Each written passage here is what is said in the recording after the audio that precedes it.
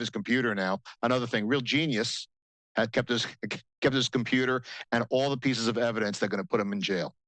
Also, investigators say he had $8,000 US on him and $2,000 in foreign currency. He also had bags to block cellular data. He also interjected and rejected those accusations as well when he was taken into custody. He got very nervous when law enforcement asked him whether or not he had been in New York City recently here.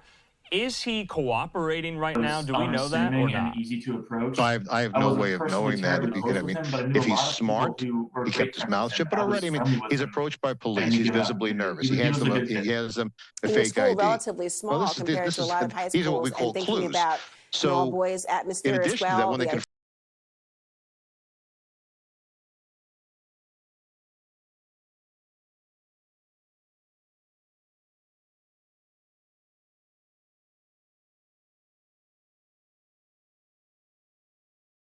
with the flow, but you couldn't tell which way he would vote or anything like that. Was he an athlete, and did he have or suffer from injuries that you can recall? He was an athlete. If my memory serves me right, both track and field and soccer, which are two really tough sports, of course. During his time at Gilman, I can't remember any injuries, to be honest. He comes from a prominent family, I understand, in Maryland. What do you know about them? The Mangiones, everything I've heard about them are really wonderful people. They're serving the community. They're involved in their causes in their community. I believe they own a couple of country clubs in the area. I feel so heartbroken for them, to be honest. They're good people from all accounts. And I know this is just such a tough time for them. Take me into the group chat that you have, Freddie. I know you do with your classmates and other alum. All of you, I'm sure, are pretty shocked. Is there anyone who's revealing less shock than you? To be honest, no. We had a class of about 130 people, and he was probably number 130 on the list of who you would think could create something like this. My friends are all as surprised as I am. I had a hard time believing it at first, and it's just a sentiment that's shared across everybody that I know. It's just pure shock. Did you even recognize his picture as this person, Luigi? Not before the name came out, but after the name came out, I can look back at the security camera footage and definitely draw the connection. Wow, Freddie Leatherberry, sounds like the community is very shocked. Thank you so much for joining. Thank you. Well, police are racing to determine why Luigi Mangione allegedly killed UnitedHealthcare CEO Brian Thompson. How did someone with so much promise, as we're being told, end up as a suspect in a murder case that has shocked this entire country? Well, joining me now, former FBI counterterrorism agent Tim Clementi, who helped capture the shooters in the D.C. sniper attacks. We all remember that manhunt involving two people as well. You talked to me, Tim. How did Mangione go from a high school valedictorian, Ivy League graduate, no one thinks he's got these grievances, to now a cold-blooded killer, allegedly?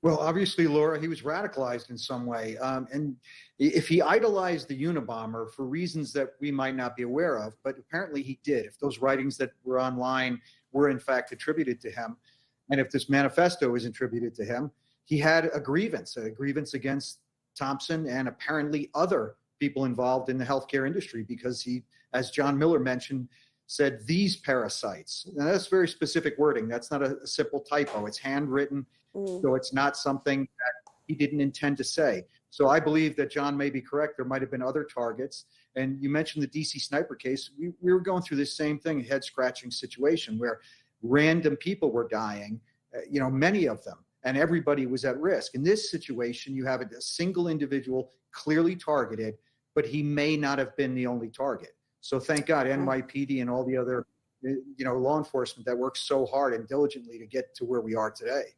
And of course, he is a suspect. He is charged with the crime. The presumption of innocence will still be there. The investigators have their work to try to put that puzzle together. But I'm really intrigued, based on your background specifically with the DC sniper. There were a number of red herrings that were thrown out there by the DC snipers, hoping to cover up their ultimate goal and crime that they were hoping, I believe, to target a particular person.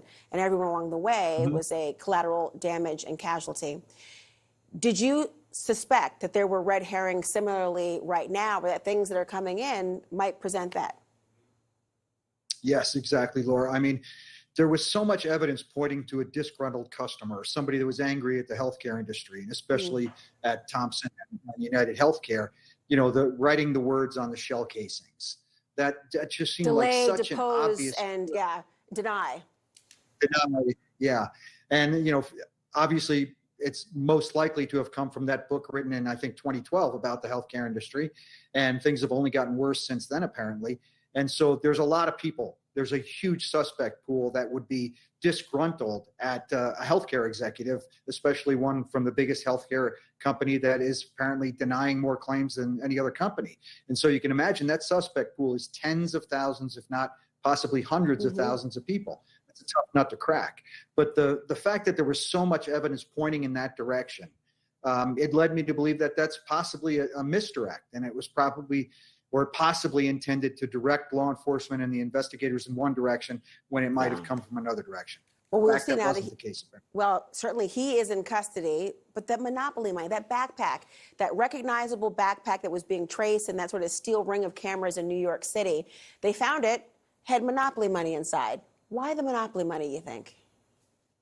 Well, I think most likely, and this is a guess on my part, but based on the fact that this is about the richest healthcare company in the world, one of the biggest companies in the United States and in the world.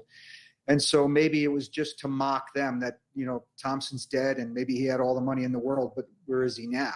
And so, you know, in reality, the guy he killed, the poor innocent victim, and I say innocent because he was truly innocent and didn't deserve to die, regardless of what his company might have been and their policies. But, you know, it might be saying that, you know, the rich people that rip off us poor customers end up with nothing in the end, fake money. We'll see. The investigation really, now that we know the man behind the mask is the suspect, still presumption of innocence, we'll have a lot more to investigate there. Tim Clemente, thank you so much. Thank you, Laura. My panel is back with me now. All right, listen, Catherine, you were talking about this in our conversation earlier. The fact that this was, by all accounts, targeted, the way that he was shot from behind, once in the leg as well. What did that tell you in terms of the assassin versus the amateur? Oh, I think it can't have been. I think early on, all of us who work in law enforcement said it can't be an assassin. I know people are talking about it being an assassin, but it can't be an assassin because, first of all, the first shot that went down into his leg is kind of an indication of an amateur firing a gun. So he may not really have had as much experience. He did great things, like he cleared the gun. He clearly practiced. He knew how to clear when it jammed and discharge the extra round. But assassins do things like we were just talking about at the break about assassins. They don't walk past the subject they shoot without plugging him maybe again, or they turn around and walk away. There was nothing that really indicated this was an assassin. He also kept the gun. I mean, he kept the gun. Why? That's a good question. He seemed to cover his tracks all the way along, was very meticulous, clearly did pre-planning, surveillance, had a planned escape route, went into Central Park, less cameras, all the way along, and then kept the gun. The only thing I could come up with is it's a memento, or more likely scenario, he wanted to use it again. There are people online right now who are looking at what's happened, and the word hero is being used for this individual. Now, Governor Josh Shapiro had a very different take. He said he's not a hero. He is a coward. And we actually want to play for you all what he had to say. In America, we do not kill people in cold blood to resolve policy differences or express a viewpoint. He is no hero. The real hero in this story is the person who called 911 at McDonald's this morning. This seems to be more than just ideological, that there is maybe an eye towards preventing anyone from becoming a copycat. Yeah, and then we have the other side of it, where this is going to ignite some more people to come out and do what he just did. If you look online, there's so many people that follow him, and they have the same story of health care that's been denied, and it ignited a whole bunch of other people in having the same experience that he did. And now I think it's a security risk for all executives in the healthcare Now, we as you saw think hero about it. worshiping with Columbine. Excuse me. We Absolutely. saw hero worshiping Absolutely. with Columbine and other shooters. We don't need any of these copycats. Absolutely. I mean, the Boston bomber was on the cover of Rolling Stone, wasn't he? Yeah. Was that, I mean, there was that moment, and there was a lot of conversation about that very thing, as what that said about its society. That was years ago, and here we are speaking about it again. I think it's atrocious that somebody would think that it's okay to commit murder because of they don't feel like they're being heard. That is not how we as a society. He will get what he has coming to him. I think we need to tamp down rhetoric. I think there's an acceptance, more acceptable behavior going on these days that allows people to believe that violence is the only answer. And I think we need to do more to push that down. Catherine, I think about this from a prosecutor standpoint. You've got a jury you've got to convince ultimately. If he is sympathetic to people online, there is the potential you've got a juror who might feel that way. A juror or the whole jury, right? I mean, he's going to want a trial so he can have his day in the court of public opinion, very likely, less likely that he might plead out if he's charged and found guilty. But even if one juror, but what if the whole jury? He could have all of the evidence that goes against him, and it could be jury nullification, meaning that the evidence is there, they really believe he's guilty, but they're going to find him not guilty because they're sympathetic to his position. Who keeps this case? In New York, they charge him with murder, but you could see some federal charges possibly with the across state lines, or you having it in other ways? Absolutely. So who wants, I mean, you're New York, you want the case. No, but the murder charge takes precedent. Yeah, right, absolutely. right. And so if they want to, and as we saw, they've made some initial charges, one being murder in New York. More charges are coming. Yeah. And New York did all the work. They did all the Absolutely. They did absolutely great detective work. And this is how they got caught. He put all the information out to the public, and it's the sheer work of the detectives to get him out here and how he got caught. Well, stand by, everyone. There's so much more ahead on this day of capture. The alleged murder weapon, believed to be a ghost gun, and potentially even 3D printed. But how? And why would a gunman choose that kind of weapon? Our firearms expert, Stephen Gutowski, has been analyzing the photo and is standing by to join us next.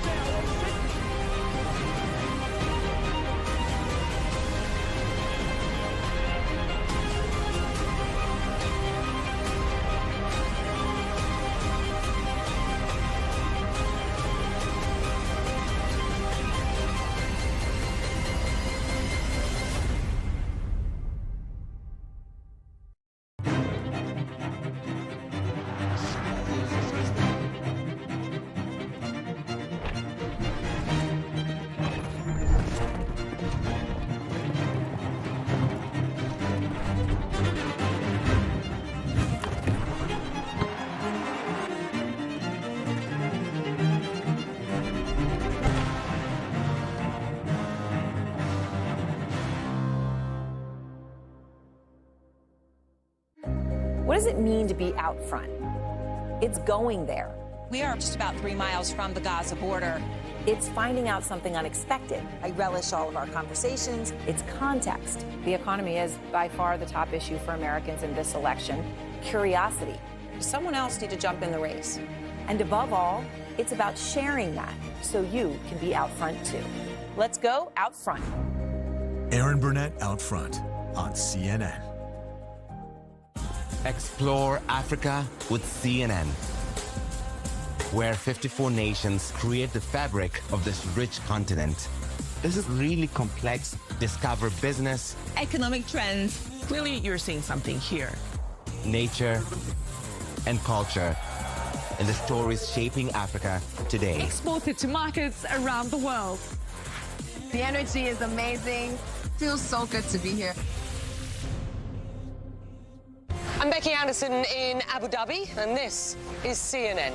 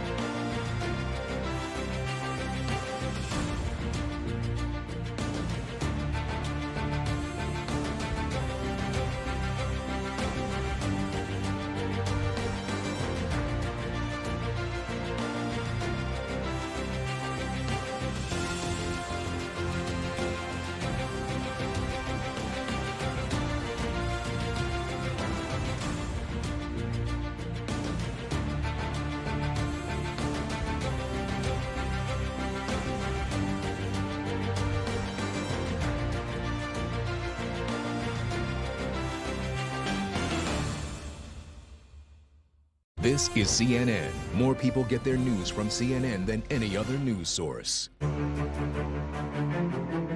New revelations tonight about the weapon, the one that was found on the suspect in the murder of UnitedHealthcare CEO Brian Thompson. Investigators say the firearm is a so-called ghost gun. They say Luigi Mangione had a backpack on him when apprehended, containing, quote, a black 3D printed pistol and a black silencer. He also had ammunition. Joining me now, CNN contributor, gun safety instructor, and firearms reporter for TheReload.com, Stephen Gutowski, also Josh School, Eric Fenton, and Catherine Schwader back with me as well. All right, walk me through, Stephen, the parts of this gun that were 3D printed and what were not. Yeah, so in the picture that we have from the police, what you can see, and we've got a great graphic for you here, all the parts in red are what's actually 3D printed, the frame of the pistol, as it's called, and the other parts there in white that we've outlined, those are made in a factory, and you can buy them as individual parts and then assemble them into a working firearm. And it appears what has happened here. How long would it take to 3D print a gun like this? I mean, it just sounds shocking to many people that has the capability. Yeah, so you only have to print the plastic parts, right? That's you can't print the metal parts, but it would probably take a couple hours on a recently, decently modern 3D printing platform, and it's not honestly that hard to do. You have to have some level of knowledge about it. It is a bit of an enthusiast thing still. For somebody to 3D print these parts. As opposed to a kit or something. Yeah, usually if the police are recovering unserialized guns like this, that's why they're called ghost guns, because they can't be traced by their serial number, by the ATF. So that's where the nickname comes from. But most of them are made from kits where a company has made the plastic part for you, but has only finished about 80% of it, and you have to finish the rest of it yourself and put the gun together. However, you can go this path. It's more of an enthusiast path to actually 3D print it if you know something about 3D printing. And you can get to the same end result, although the gun may not work quite as well as a factory-made gun, and we kind of saw that in the video of the actual shooting as well. Because it seemed to malfunction. Mm-hmm. He was able to correct it. And he seemed to know that it was going to malfunction. Interestingly, perhaps even more interestingly than the frame being printed, is that the silencer, according to the affidavit, was also printed, which is, I think, even a rarer thing to see somebody actually do. It is possible, but I don't know that I've ever even heard of a 3D printed silencer being recovered in a crime like this. It's a very niche sort of enthusiast thing to do, but you can do it, and it seems like he has done that. We don't have a picture of it, so we can't quite verify, but I don't see any reason to doubt that could be the case. He did 3D print the frame for that gun, so he certainly had the ability and the technology to do it. So, now, I mean, the use of a ghost gun or in this manner that can't be traced suggests at least some element of premeditation so you could not be detected. Well, for sure. I think we're seeing a lot of premeditation, not just with the ghost gun, but that it certainly went before he got to New York. But let's be clear, law enforcement has been concerned about ghost guns for many years when the 3D printing became real and they were starting to recover them at the scenes of shootings and murders and other things.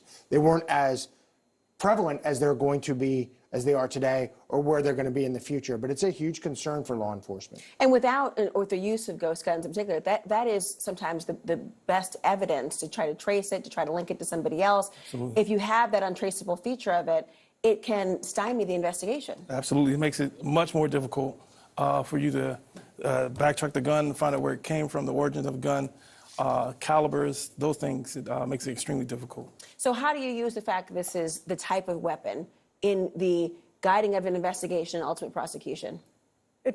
You tell the jury there's a reason why he's using this. He doesn't want to be traced. He doesn't want anybody to know it's him. He doesn't want anything to stop him from committing the act that he was going to commit. And part of that was going another way to get the gun instead of getting perhaps denied, having somebody else see it. He secretly went someplace to get it because he wanted to have every advantage beforehand so he could finish his crime. We'll see how all of this plays out just less than 12 hours away from when he actually was even caught and suspected and arraigned. Thank you so much, everyone. Still ahead tonight, the other major crime story getting a lot of national attention. Daniel Penny is now a free man, off the hook and acquitted in the chokehold death of Jordan Neely. But tonight, the legal fight may not quite be over. The attorney representing the Neely family live with me next for his first CNN interview since that verdict.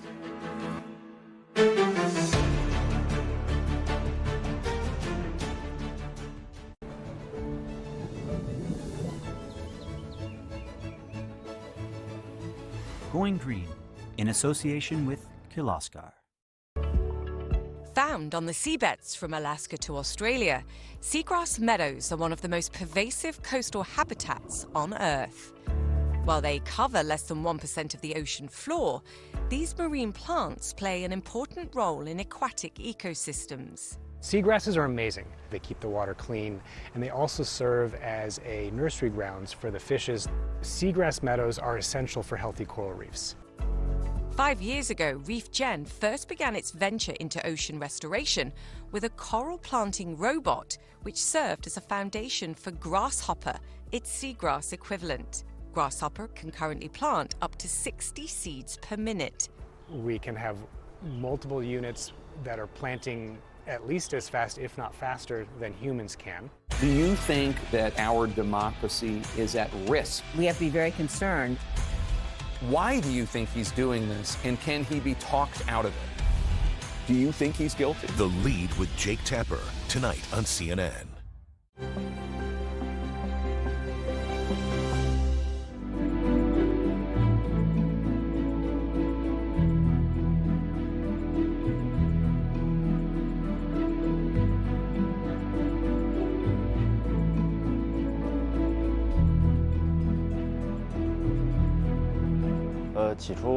The procedure for carving the duck is to cut from the breast. This part is the crispiest. Then keep cutting the rest of the duck into small pieces. The traditional way to eat Peking duck is to take a pancake, use chopsticks to pick up a slice of the duck, paint the sauce onto the pancake, and add some green onion and cucumber. Finally, roll up the pancake and eat it in one bite. Peking duck is one of Beijing's famous foods. Almost all tourists who come into our restaurants will order it.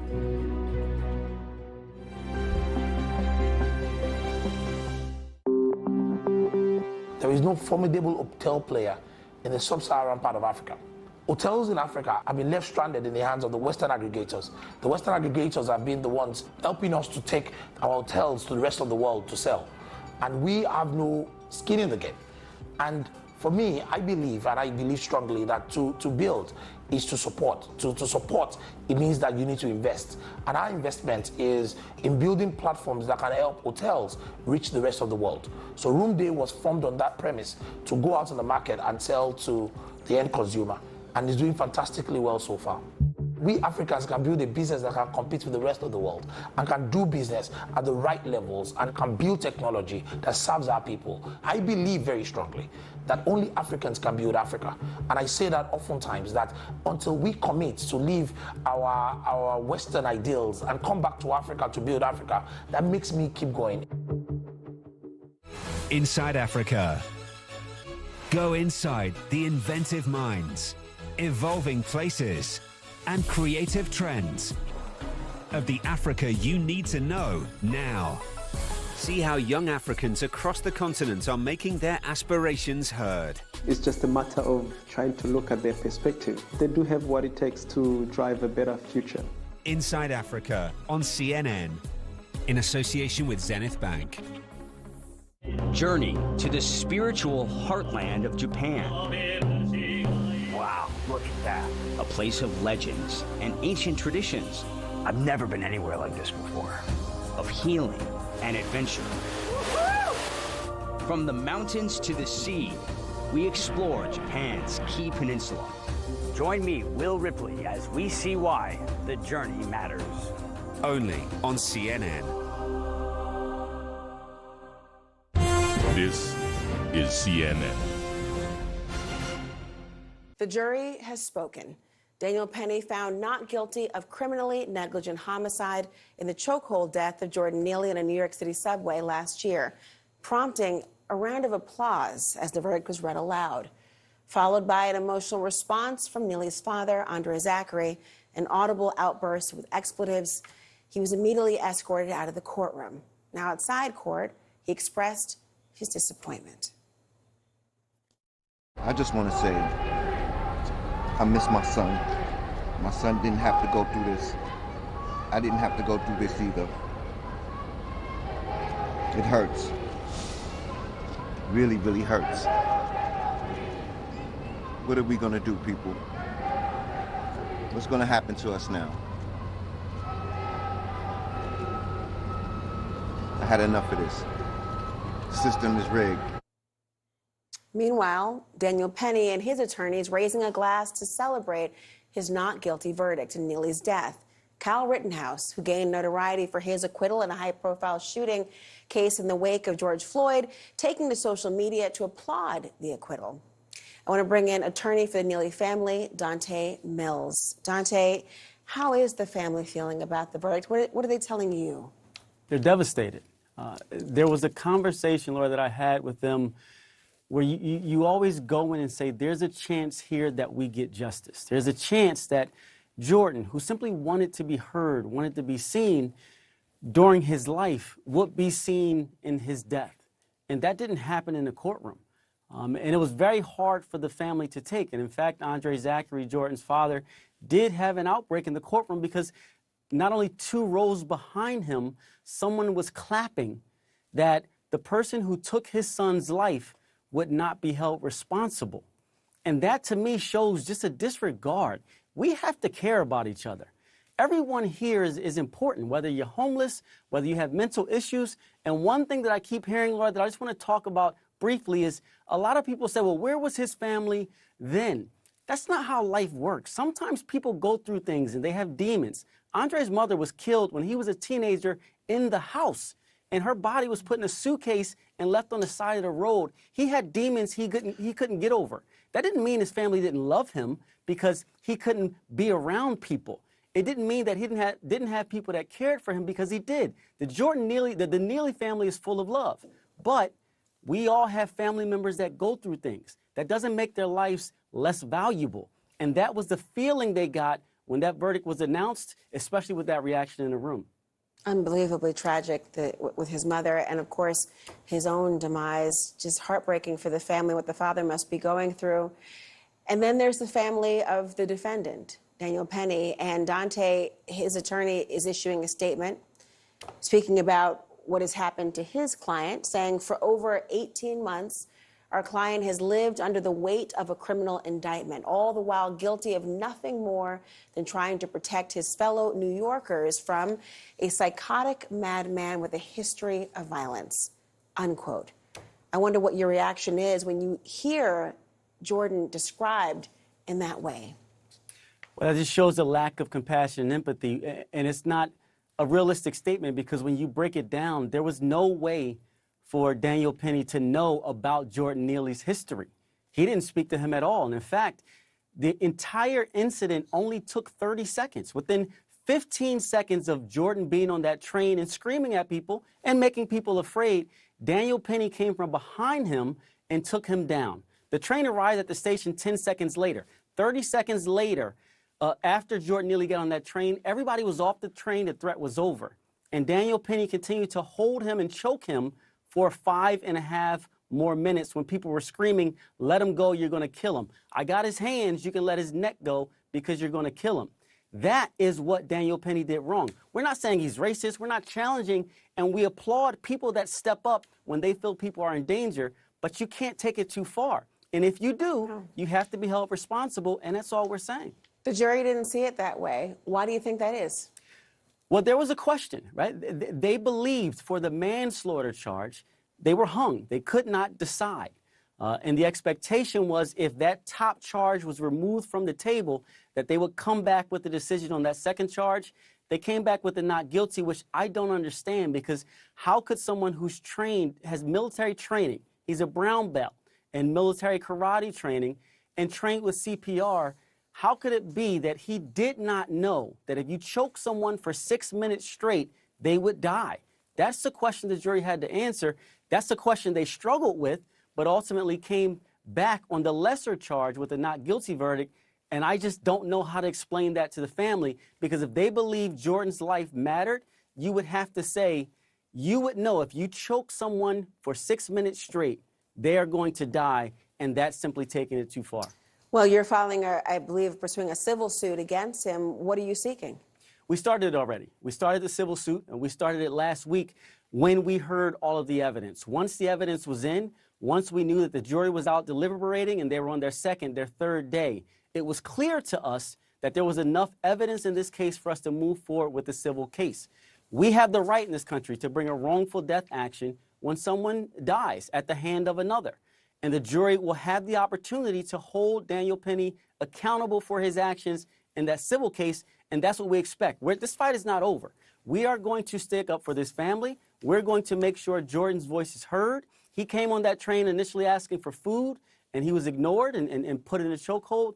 We are going to step up and continue this fight and make sure that his voice is heard and Daniel Penny is held responsible. Thank you so much for joining us, Dante Mills. I understand the family must be reeling at a moment like this. Thank you. Thank you for having me. I want to thank you all for watching this special edition of Laura Coates Live. Our coverage continues. My show brings you the latest news and top news makers. General Sersky, welcome to the program. Has it been strategically a success, what you've done in Kursk? Amanpour, tonight on CNN.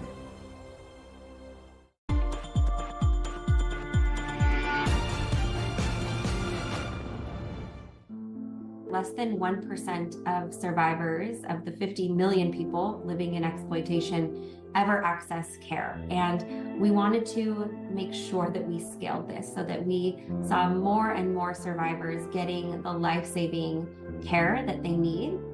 I'm Kelsey Morgan, the CEO of Everfree. We developed the Freedom Life Map tool that helps organizations who use this tool understand those that they serve and better meet the needs of survivors. Our whole team believes so much in the power of Freedom Life Map. We really see it as one of the biggest gaps in the fight against modern day slavery. We know the scope of the issue now. We know the impact that it has on victims, but we don't know what actually works. And we are so excited about the power, what Freedom Life Map can do if we have a Freedom Life Map in the hands of every single survivor. This data is going to help everyone understand what's most needed, what policies will make a big impact, what sort of resources are going to move the needle. Also, they're going to show the world the strength and resiliency and leadership survivors have. Series on CNN. You've seen their names. You don't know the answers to everything and so on, but somebody needs to put it out there. You've seen their work. A visionary is a person who can imagine a future, who can organize and inspire a team around them. Now see what these visionaries are doing to make an impact that lasts. Visionaries are not tied to this earth. Visionaries, only on CNN. In association with Hyundai. New Year's Eve Live with Anderson and Andy on CNN.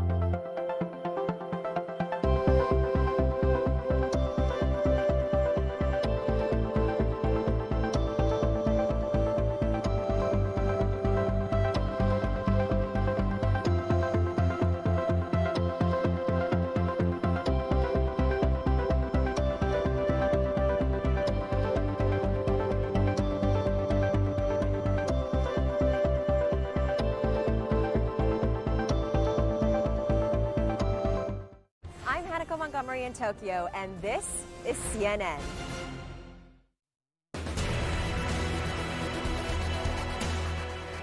Hello and welcome. I'm Anna Corrin. Ahead here on CNN Newsroom. Prosecutors charge Luigi Mangione with murder of the UnitedHealthcare CEO.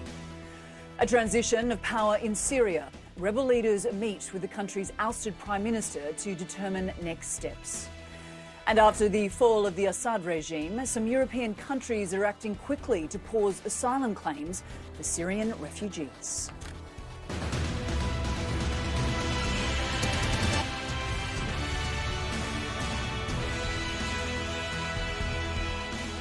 After a 5-day manhunt, there's finally a suspect behind bars for the fatal shooting of UnitedHealthcare's CEO in Manhattan. And not long ago, New York prosecutors charged him with murder. 26-year-old Luigi Mangione was arrested on Monday while eating at a McDonald's in Pennsylvania. Police say he got nervous and started kind of shaking when asked if he'd recently been to New York. Well, police say Mangione was found with a gun and suppressor, quote, both consistent with the weapon used in the murder, as well as a 2-page document railing against the healthcare industry. The Ivy League graduate faces 5 charges in Pennsylvania, but did not enter a plea in court. CNN's Brian Todd tells us what's known about Mangione and his privileged upbringing. All of these endeavors took a huge amount of courage. Graduation video suggests Luigi Mangione was valedictorian at this prestigious all-boys private school in 2016. His family owns a nursing home chain in Maryland, and his cousin is a state legislator.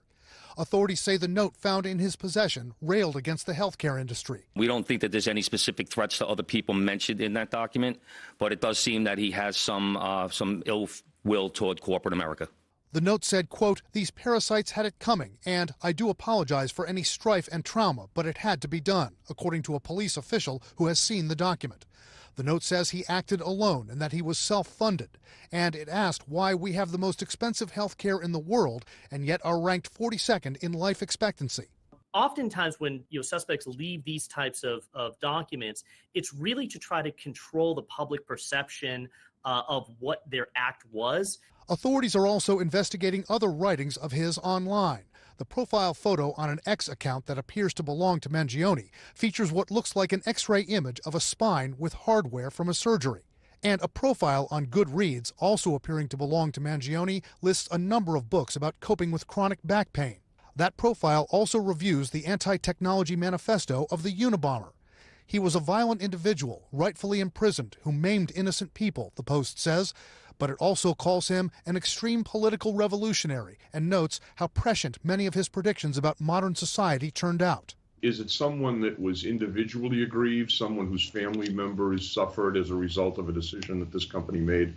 Or is it a broader sort of activist person that is rebelling against capitalism? On the one hand, analysts say the crime was carefully planned. He definitely did his operational planning, pre-attack surveillance, knew the location of this meeting, and knew where he was going to be. But on the other hand, there are a number of mistakes that this shooter made, to include leaving forensic evidence behind, the DNA, all the videos, taking off his mask. Well, the Mangione family released a statement saying, "Our family is shocked and devastated by Luigi's arrest. We offer our prayers to the family of Brian Thompson and we ask people to pray for all involved. We are devastated by this news." We're turning now to Syria, where rebel groups are preparing to take control of the country's government after a swift and stunning march to power. The leader of the main rebel group, Abu Muhammad al-Jilani, met former President Bashar al-Assad's outgoing prime minister on Monday to discuss the transfer of power. But a source tells CNN that a decision has not been made yet of who will be the transitional prime minister. The US says it's not planning to review the terrorist designation of the leading rebel group, but the State Department says that could change in the future. Meanwhile, rebels and civilians are tearing down symbols of the Assad regime, and the rebel coalition says members of Assad's military forces must register with them. They have issued a general amnesty for soldiers conscripted into the military, but that does not apply to those who volunteered. For civilians, life in Syria is starting to return somewhat to normal. In Aleppo, people are back on the streets, some shops are open, and banks are expected to reopen in the coming hours. For several frantic hours on Monday, people searched Syria's most notorious Sadnaya prison. They suspected that some prisoners were being held in secret cells inside what Amnesty International called the human slaughterhouse. Well, CNN chief international correspondent Clarissa Ward was there. The stream of families never stops, climbing towards Syria's most notorious Sadnaya prison, pushed on by reports that thousands of people imprisoned by the regime of Bashar al-Assad are still trapped alive in a section underground. The red section of the prison, they've been trying for days to reach it, Maysoon Labout tells us. There's no oxygen because the ventilation went out, and so they all may die. For the sake of Allah, help them. Is someone from your family in the prison? في حدا من عائلتك بالسجن هلا يعني؟ مين يعني? My 3 brothers and my son-in-law, she says. The roads are choked with cars full of people looking for loved ones. As soon as they see our camera, they approach, holding lists of names of those who vanished inside Assad's dungeons, never to be seen again. You have to get them out before tomorrow, this man says. They don't have food, they don't have water. Everybody's just started running. It's not clear if they have managed to get into this part of the prison. My God, the woman prays, my God, as the crowd surges towards the prison.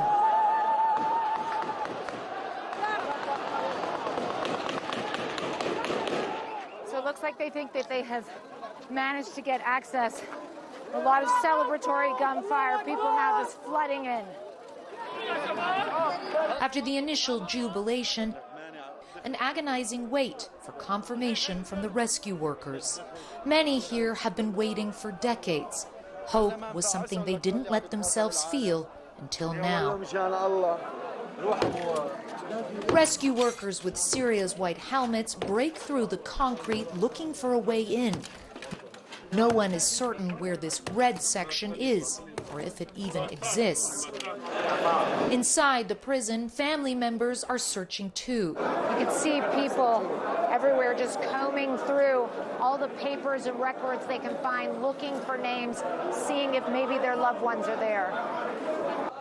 Tens of thousands of Syrians were forcibly disappeared in Sadnaya, lost in the abyss of a prison that was known as a slaughterhouse. Industrial-scale arbitrary detention and torture, all to keep one man in power. They call this the white area of the prison because they say the conditions here are much better than in other areas, but you can see it's still miserable. In the center of the prison, another frantic rush. Someone thinks they have found a tunnel. They desperately try to get a look inside. Others look on, helpless. Not knowing is agony. Assad may be gone, but the legacy of his cruelty remains.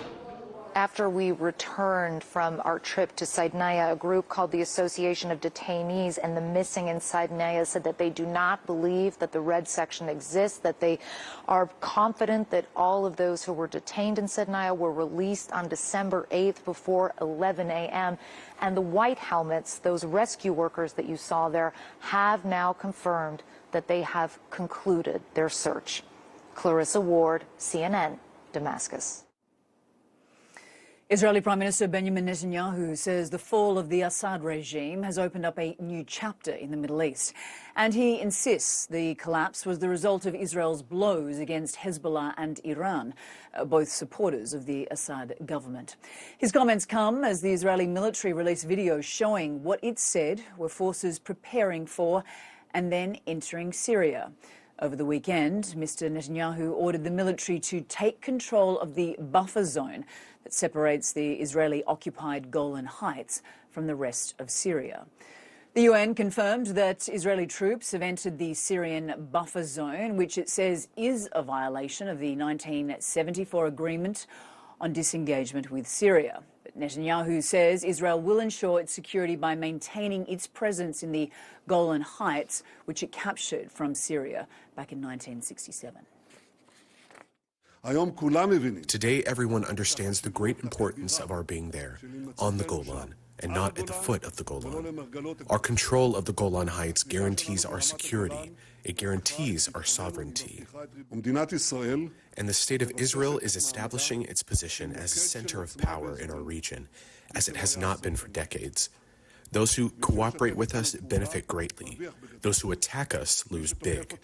We want to see a different Syria, both for our benefit and for the benefit of the people of Syria.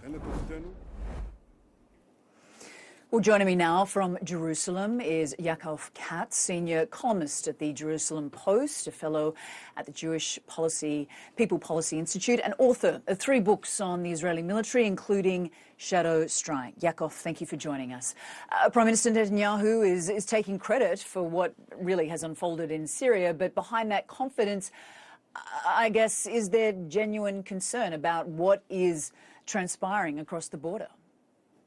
Israel is very concerned, Anna, because as Syria disintegrates and collapses, there's a lot of advanced weapons that Bashar al-Assad and his father before him amassed and accumulated over the years, whether it's air defense systems and surface-to-air missiles, whether it's ballistic missiles, including Scud missiles, or even the chemical weapons, some of which Assad gave up back in 2013, but is believed to have kept a substantial amount of in the years since. And Israel wants to make sure that as rebels of all different kinds, and no one yet knows exactly what their intentions are going to be towards the state of Israel, or in general towards this entire region, Israel wants to try to take those assets off the chessboard. So what it has been doing over the last 48 to 72 hours is striking all across Syria, mostly with its air force, to eliminate these capabilities, whether it's the air force of the Syrian military that no longer exists, whether it's the chemical weapons suspected sites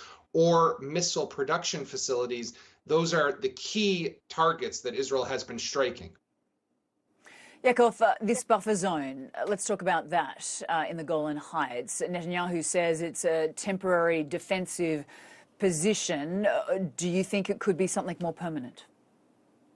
I wouldn't anticipate that it's going to be permanent. It's also not the first time that Israel has entered the buffer zone. We saw this back in the first iteration of the Syrian civil war back in 2011, 2012, when also there was concern that Syria was disintegrating. Israel moved some of its military into the buffer zone, basically more of a symbolic message to whoever is there, that we, as Israel, was basically saying, we will not tolerate any violation of the agreement from 1974 that was supposed to see the Syrian side of the border demilitarized. Israel is basically concerned that whatever happens in Syria is up to the Syrian people. It's up to the international community. This is not something that Israel is going to be able to engineer one way or the other. But at least along its own border, and I think that, Anna, this is even more important over the last 14 months when we've seen what happens when Israel neglects its border security, like what happened last October 7th when Hamas barreled across the border and massacred so many people in southern Israel. Israel wants to make sure that there is no threat that is now emerging along its own border. So what I would anticipate is that it will stay there for a short period of time. It won't be something that's going to be long term. It's going to be there to be able to defend itself for the short term and to send a message to whoever might be taking over the country to the north. Don't even try to militarize what is supposed to be a demilitarized zone.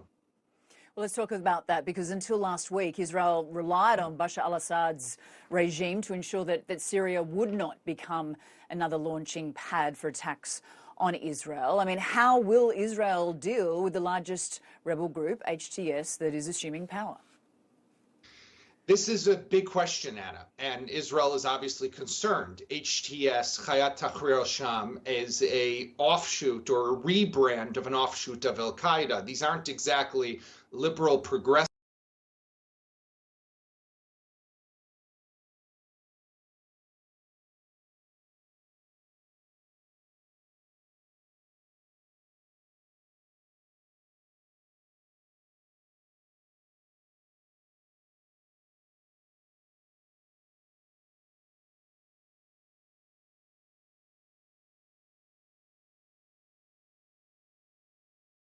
Busby to take up Jay-Z on Jay-Z's dare, essentially saying